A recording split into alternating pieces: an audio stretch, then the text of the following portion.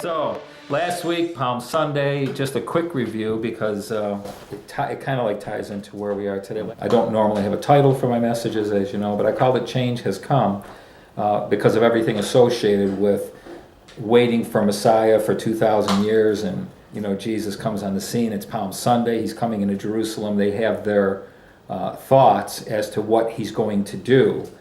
And that's not what he does.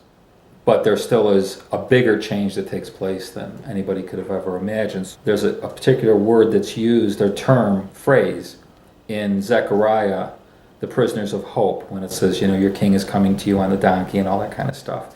And they're singing that in the streets. So we were talking about hope last week and being prisoners of hope and what that implied. And I was doing a demonstration with a rope.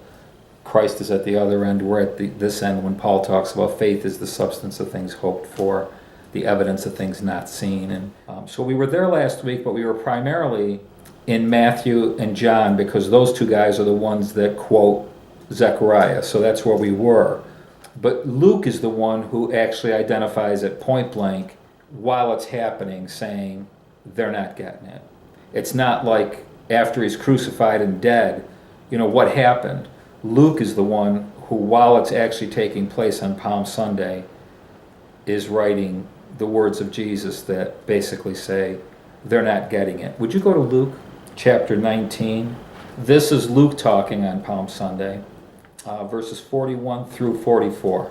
Now as he drew near, he saw the city and wept over it, saying, If you had known, even you, especially in this your day, the things that make for your peace, but now they are hidden from your eyes. For days will come upon you when your enemies will build an embankment around you, surrounding you and close you in on every side, and level you and your children within you to the ground. And they will not leave in you one stone upon another, because you did not know the time of your visitation. You did not know. You didn't get it. It's Palm Sunday. You think I'm coming to do one thing, I'm coming to do another, and you're going to miss it.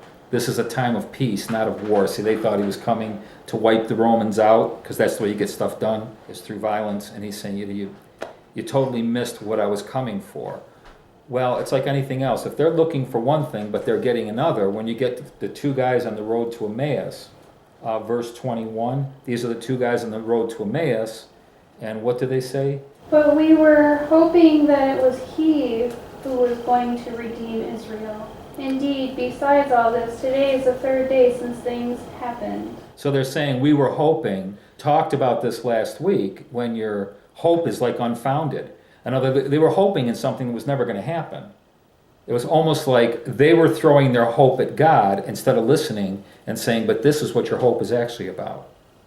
They had all the prophecies. They had everything necessary to be waiting for the right hope, but yet they were waiting for the wrong one. And 3 days later, you would have thought of all things, on the third day, why are you walking away from the place where he's supposed to come back from the dead? I mean, it's a fascinating little scenario that's taking place. But the bottom line is them saying, we were hoping that he was coming to redeem Israel. That's what we thought this was about, the redemption of our nation and all that kind of stuff.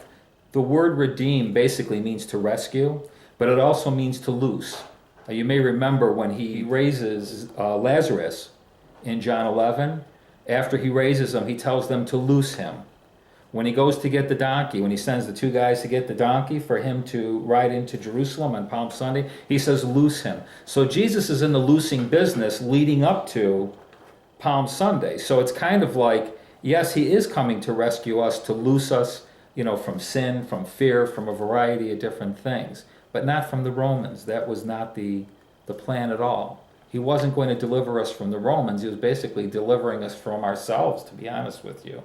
The things that we let chain us and bind us and all kinds of stuff. We're going to be in Luke's account of the resurrection. We're going to stay with Luke. We're following on with Luke because this thing from last week about hope, and we were hoping, they had the wrong hope. They still had hope, even though they had the wrong one. Jesus was holding on to them. So it's kind of like, okay, so we get it wrong, he doesn't. He knows exactly what he's doing. And so Luke's account of the resurrection is the third one. We have to keep that in mind. And I like to have you guys kind of thinking this way a little bit. I'm not trying to brainwash you. But I don't think the church does this enough to really look at the progression of the Gospels. Because I think it helps when you do. For instance, Mark, he was just a kid when Jesus was doing all his thing. Mark writes his Gospel based on what Peter is telling him. But when you look at Mark 16, the 8th verse was the end of Mark's original Gospel. That was it, the 8th verse. And then after that, the rest of it was added somewhere around 300 AD. It was just added in to tie the Gospels together. Mark never wrote that. So the 8th verse, by the time you get to the 8th verse, it's Easter Sunday morning. But he doesn't show any resurrection of Jesus. We got no Jesus. What we've got are people going to the tomb, it's an empty tomb, and they run back to Jerusalem. And that's where his gospel ends. So you can kind of see Matthew coming along and saying, wait a minute, it's kind of hard to be talking about a resurrection without presenting a resurrected Jesus.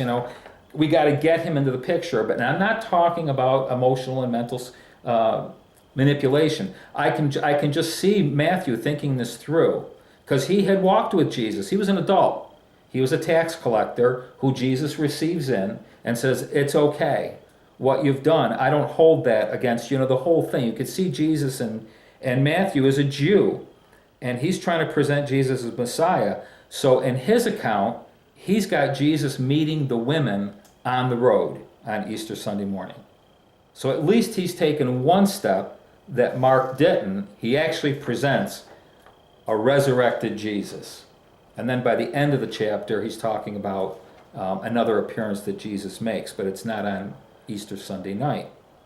Luke comes along and says, well, that's all fine, well, and good, but I could see people thinking these ladies thought they saw Jesus on the road. I mean, they didn't actually touch him. There wasn't an extended conversation. Matthew, I think you left out some really important things. And we've got to remember, Luke, first of all, is a Gentile. He's not a Jew. And he's a doctor. I don't know how you guys do with your doctors. They come in from their perspective, and this is the way it is. And I'm like, well, that's not necessarily the way it is. Oh, no, that's the way it is. And you tell them you're taking vitamins. Yeah. Or you tell them that, a friend of yours had acupuncture. Oh, sure, voodoo. A Western doctor comes in from a particular perspective, and that's it. And it's pretty much natural, physical. This is what we do. That's it. Do you guys? You know what I'm talking about. Maybe you got more holistic doctors who bless you when you go to the chiropractor. I haven't had a doctor like that. I've had them like, are you kidding me? You believe in that? Anyway, point being, Luke is a doctor. He's a Gentile. And he's going to be coming in from a perspective that so far, Mark, Peter, Matthew, they're all the good Jewish boys. They all, they walked with Jesus, even though Mark was a little kid, whatever. And Luke's coming in from a perspective of, look, I wasn't there, but if you're going to reach the Greeks, I'm going to tell you what's going to speak to them, is a real hands-on kind of approach to this thing. I can see Luke thinking, thank you very much, Matt, but the resurrection isn't really very clear. You didn't tell us much about it. Or, there were other appearances you don't even talk about. You didn't record them.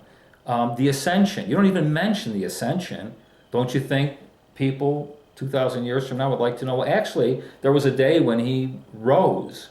You don't even talk about that. You could see Luke going through, and this is as a doctor, remember. I keep saying that because what we're going to read, when you read it from that perspective, you go, oh my goodness, he does sound like a doctor. Well, he was a doctor, but he was also filled with the Holy Spirit and knew he needed to bring the rest of us into the next step, of the resurrection. He talks about the Holy Spirit and being empowered and all that kind of stuff. So, I've got 4 basic statements to make from Luke's resurrection which we're going to do. We're going to read about Luke's resurrection, and when we do, I'm just going to extract these 4 particular statements. Just want to throw something in first that is very important for us to remember about the resurrection. In the beginning of Acts, when they're basically in that 10-day period of praying together and all that, Peter has the revelation that Judas is supposed to be replaced. And he makes it clear whoever replaces him the most important thing is that they saw Jesus, that they actually witnessed his resurrection. They saw the Jesus that Matthew alludes to a bit. Again, Acts is written by Luke. So he's saying in the upper room, what they were talking about was we got to have someone who saw the Jesus from Luke 24 that he wrote about. And number two, when Paul talks about the resurrection in 1 Corinthians 15, he says, listen, if there was no resurrection, if Jesus hasn't risen from the dead, then we got nothing. Our faith is a waste of time. Paul seems to put everything. He doesn't refer to the miracles and he puts everything on the resurrection. No resurrection, no live Jesus. No live Jesus, we got nothing. We can look back with admiration, what a wonderful guy he was, and all that kind of stuff. But you don't want to put your hope of eternity on a memory, basically. We need to know he is alive. He's risen. Paul, he's able to say, yeah, I know because I talked with him. He knocked me off my horse, basically, and we had a little conversation on the road to Damascus, and he changed. Paul knew he had an experience. No resurrection, no faith.